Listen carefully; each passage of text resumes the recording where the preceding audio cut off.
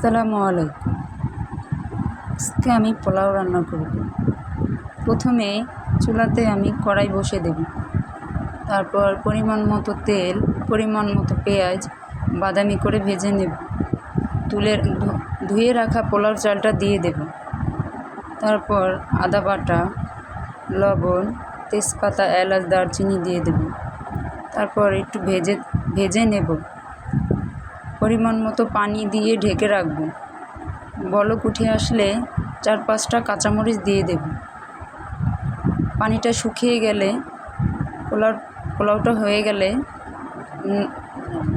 তুলে রাখা ব্রেস্তাগুলো দিয়ে দেব। নামিয়ে পরিবেশন করব। যদি ভিডিওটা ভালো লাগে সাবস্ক্রাইব করে দেবেন।